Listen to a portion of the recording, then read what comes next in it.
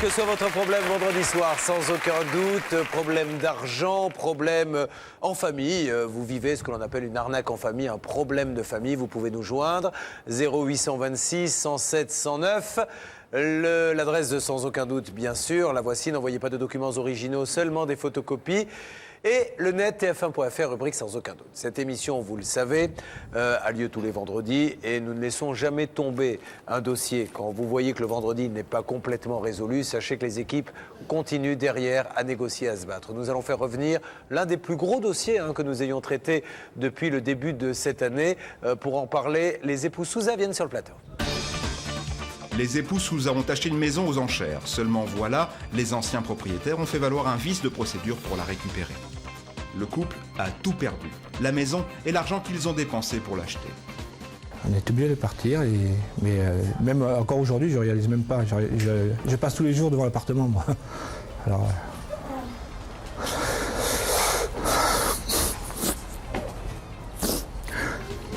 Parviendront-ils à récupérer cet argent? La réponse, dans quelques instants.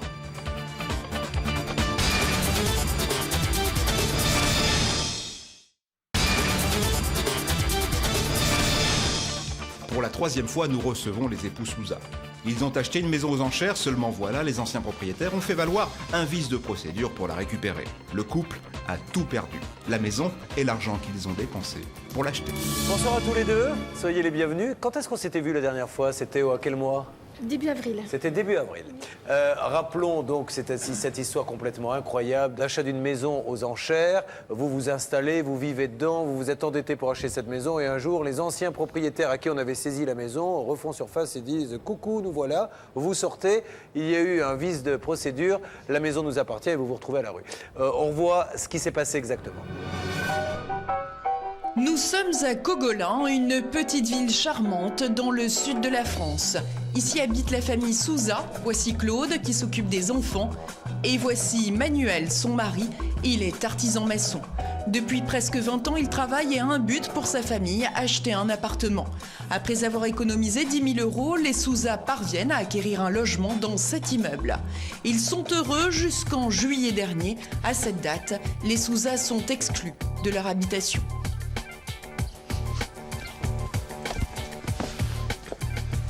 Ce qu'il y a d'étonnant et de scandaleux dans cette histoire, c'est que les Souza ne sont pas responsables de cette expulsion. On a payé quelque chose que nous n'avons pas.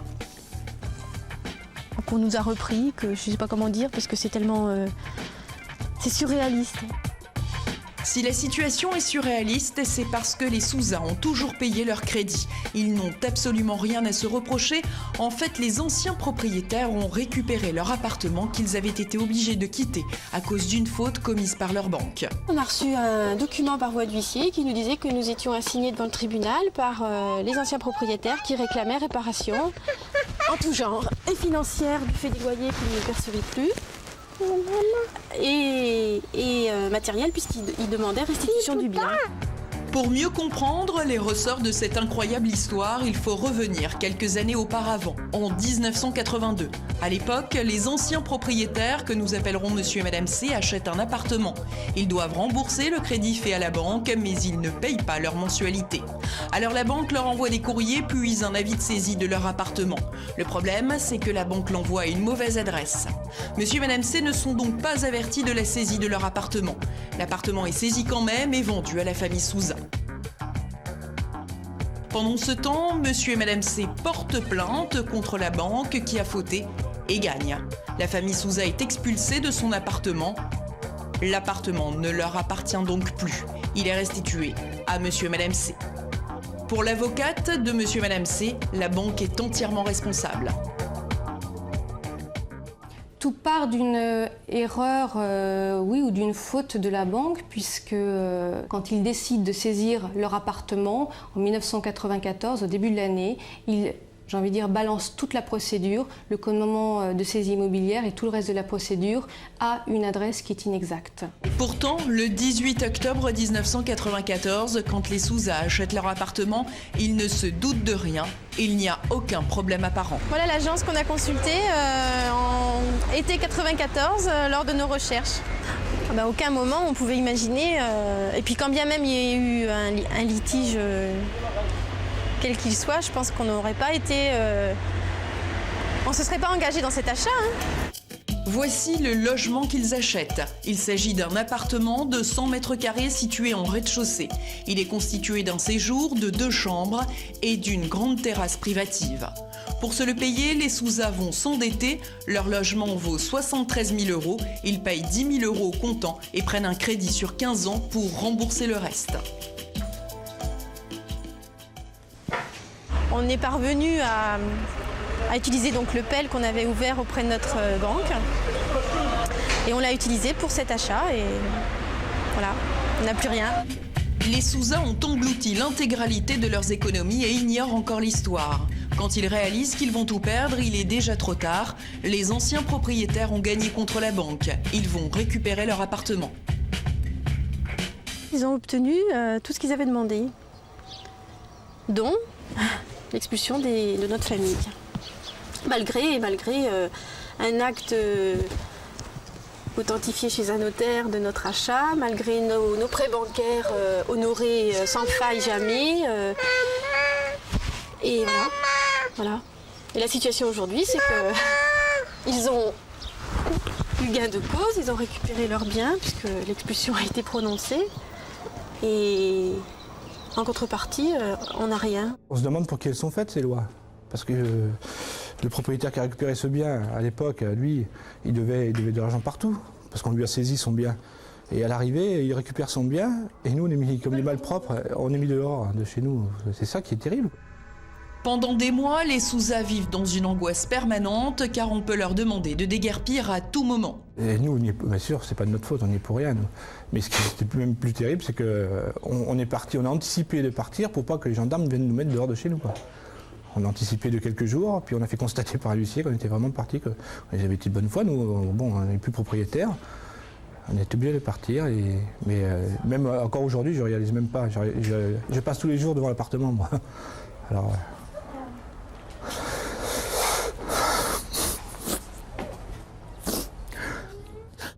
les Souza sont donc finalement obligés de quitter leur appartement. Le pire, c'est que des rumeurs circulent à leur sujet. Il y a des gens du village qui croyaient que finalement il avait été expulsé de chez lui parce qu'il n'avait pas payé ou des trucs comme ça. Quoi.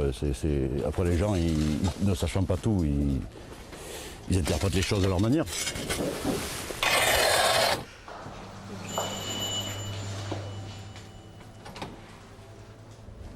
Bonjour Madame Souza, comment allez-vous? Merci. Quand ils sont expulsés, les Souza ont déjà remboursé plus de la moitié de leur crédit. Non seulement ils sont à la rue, mais en plus ils partent sans indemnité. Ils assignent la banque en justice. Pour leur avocat, le préjudice est lourd. Et le préjudice est très important sur le plan patrimonial, parce que lorsqu'ils ont acheté en 94 dans ce secteur du golfe de Saint-Tropez, ça valait un certain prix. Et maintenant, la même chose vaut beaucoup plus cher près de 10 ans après. En fait, l'appartement vaudrait aujourd'hui 200 000 €. Mais à ce jour, les Souza n'ont reçu aucun dédommagement. Au total, 6 ans de procédure et la situation n'a encore pas bougé pour eux. De notre côté, nous avons joint la banque par téléphone. Quelques jours après, les Souza ont obtenu un rendez-vous. Ils attendent actuellement une proposition, mais le couple est à bout de force. Je ne veux plus de la voiture, moi. Quoi? Tu te débrouilles tout seul. Hein?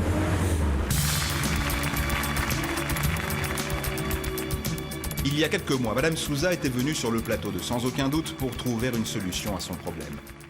Aujourd'hui, madame, je vous pose la question. Vous êtes venue sur ce plateau, ce n'est pas facile pour vous. On a vu l'état de détresse de votre mari, de vous-même. Qu'est-ce que vous attendez de l'émission, madame? Nous, on attend aujourd'hui que cette banque nous indemnise. Donc en fait, c'est quoi? C'est le prix de la maison quand vous l'avez achetée, les loyers que vous êtes obligés de payer les anciens propriétaires, plus l'augmentation par rapport au coût de l'immobilier et sur la valeur actuelle de la maison. Soit au total près de 220 000 €. Nous avions donc essayé de trouver un compromis avec la banque responsable de cette situation. Ces gens-là sont maintenant dans une détresse assez spectaculaire puisque les pauvres ont été privés de leur maison qu'ils vous avaient achetée, je crois. Oui, mais nos avocats respectifs sont en train de conclure une transaction. Vous êtes clair aujourd'hui, ce qui vous a été proposé ne correspond pas à ce que ça vous a coûté? Pas du tout. En tout cas, aujourd'hui, ce que la banque doit savoir, madame, c'est que vous ne braderez pas cette transaction. On est bien d'accord? Rendez-vous dans quelques jours pour savoir comment ça avance, d'accord? Entendu. Merci mille fois. Quelques jours plus tard, Madame Souza revenait sur le plateau de Sans aucun doute. Les négociations entre son avocat et la banque étaient alors au point mort. Les propositions sont assez basses, quoi. Pour l'instant, on ne vous propose pas le prix Non, de la maison. non. Alors, je vais vous lire un mail que nous avons reçu. Après consultation, la direction ou ses représentants dont dépend le département Médiation, Solidarité, Communication acceptent de rencontrer les époux Souza et leurs avocats, s'ils le souhaitent, pour rechercher un accord sur les bases d'indemnisation suivantes, 2 points. Prix au marché actuel de l'appartement et indemnité de loyer. Voilà.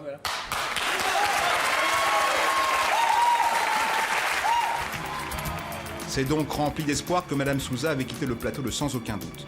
Depuis, que s'est-il passé? La réponse, tout de suite.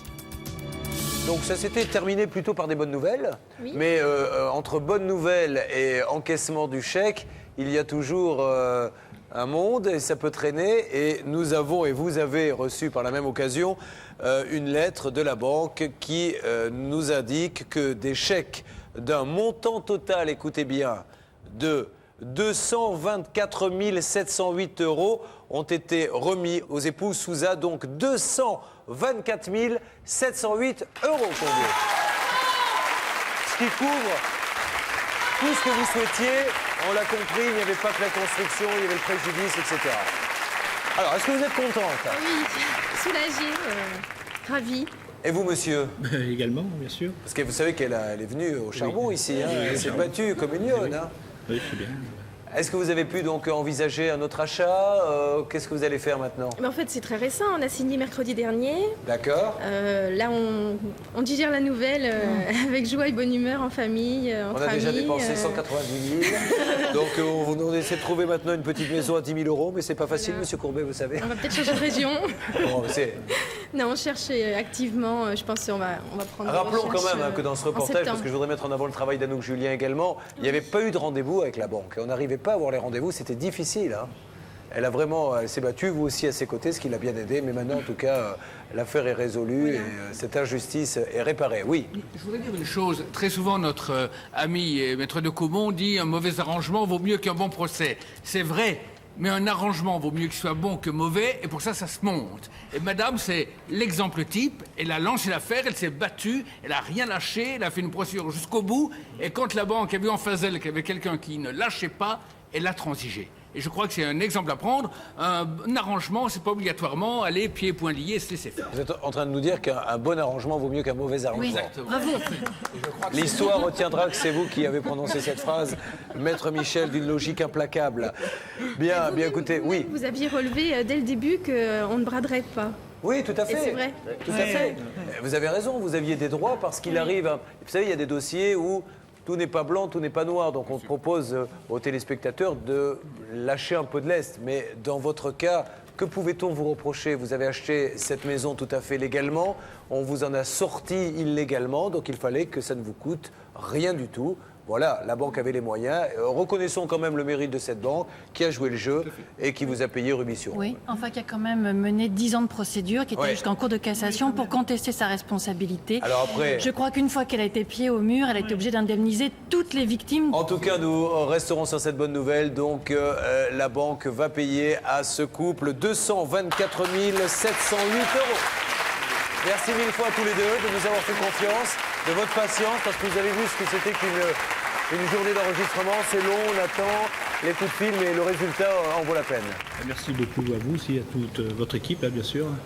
Puis je tenais à remercier aussi ma sœur, c'est elle qui a fait le courrier. Ah oui, c'est vrai, c'est vrai. Elle se marie le 26 juin, d'ailleurs. Plein de bonheur. Nous serons tous là, le public, tout le monde. Merci. Merci elle de nous avoir tous invités. Eh bien, amusez-vous bien, on vous remercie tous les deux. Au revoir, bon retour, profitez bien. Ne partez pas en quittant une chaise, s'il vous plaît. Car des fois, des témoins partent et emportent une chaise avec.